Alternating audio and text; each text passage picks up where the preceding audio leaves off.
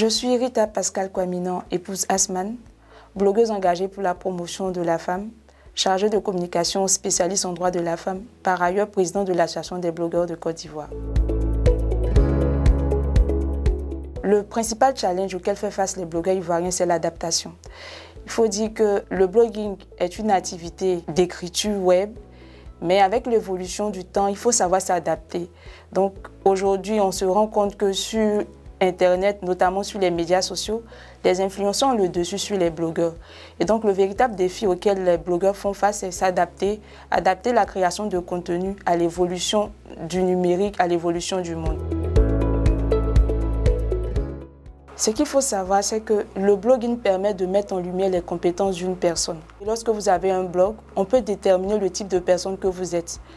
L'écriture va mettre en évidence vos compétences. Aujourd'hui, vous n'êtes pas sans savoir que lorsqu'on postule pour un poste, le premier réflexe de l'employeur, c'est d'aller sur le net pour faire des recherches.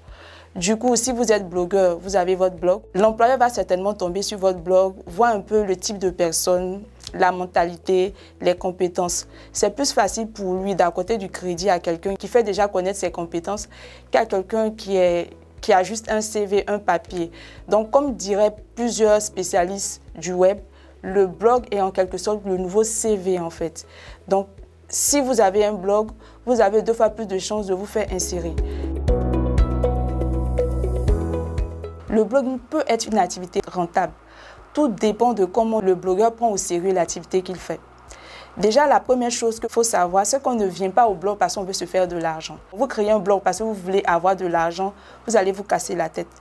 La première des choses qui doit motiver la création d'un blog, c'est la passion. Vous devez être passionné par ce que vous faites. Dans la mesure où vous ne pouvez pas acquérir une notoriété du jour au lendemain, la notoriété du blogueur se construit au fil des jours, des mois et des années. Donc, au fur et à mesure que vous allez écrire, vous allez vous faire connaître. Et ce que le blogueur vend, c'est son audience, c'est le nombre de followers, c'est sa communauté en fait. Donc, plus vous avez des personnes qui vous suivent, qui aiment ce que vous faites, vous avez de fortes chances d'être contacté par des marques, par des entreprises qui veulent communiquer sur votre blog. À côté de cela, comme je l'ai dit, un blogueur ne doit pas se contenter seulement d'écrire. C'est toute une stratégie qu'il met en place. Il y a son personal branding qui va rentrer en ligne de compte. Il y a également le fait qu'il peut créer une activité génératrice de revenus à côté. Donc, c'est une stratégie qu'on met tout autour de la création du blog. Je veux être blogueur. Je suis passionné de telle thématique. Qu'est-ce que j'envisage d'en faire dans 5 ans, dans 2 ans, dans 3 ans, dans 10 ans? Le blogueur, c'est quelqu'un qui est passionné par une ou plusieurs thématiques, qui décide de partager sa passion. Donc, vous voyez que le centre même de l'activité du blogging, c'est la passion. Comment une activité qui était juste une passion peut faire désormais partie des journées mondiales reconnues par l'ONU. Tout va de l'impact que le blog a sur la société en elle-même. Et cette journée-là, elle est célébrée dans tout le monde entier. Et cette journée-là est importante dans la mesure où la société même accorde du crédit aux blogueurs compte tenu de l'impact que les blogueurs ont sur la société. Vous allez voir des blogueurs qui ont changé la donne. Et si la société elle-même reconnaît le fait que le blog est important, il faudrait qu'on y accorde de sérieux nous-mêmes qui avons décidé d'être blogueurs.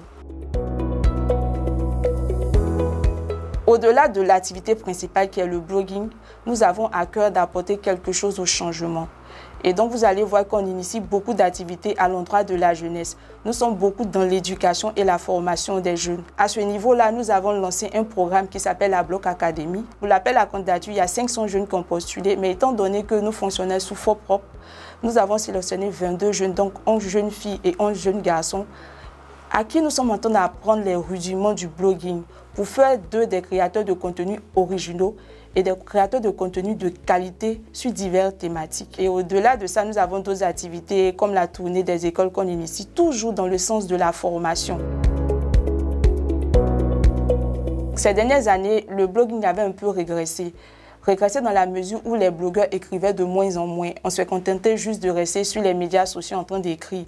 Alors qu'à la base, le blogueur, il a son blog, il écrit et les réseaux sociaux, c'est le relais en fait. On veut des blogueurs qui créent des contenus de qualité en fait. Donc d'ici 5 ans, avec le travail que nous sommes en train de faire au niveau de l'association des blogueurs, on veut qu'il y ait des blogueurs de qualité qui vont impacter positivement la société. Donc d'ici 5 ans, je vois le blogging qui va se positionner comme un pilier central, focal, pour le développement de notre pays. Pour mon mot de fin, je dis déjà merci à l'équipe de Digital Mag TV pour l'invitation. Merci pour cette week-end qui nous permet de faire connaître encore le blogging parce qu'il faut dire que ces dernières années, il y a eu beaucoup d'amalgames sur la question. Et à chaque fois qu'on peut, on veut donner les informations juste sur l'activité du blogging parce que, comme je le disais tantôt, le blog est une chance pour la jeunesse ivoirienne. Et on voudrait que nos jeunes frères, la nouvelle génération qui viennent aussi, s'intéressent à cette activité-là parce qu'en dehors même de pouvoir écrire pour apporter un changement, c'est un moyen également d'insertion professionnelle et d'autonomisation de la jeunesse.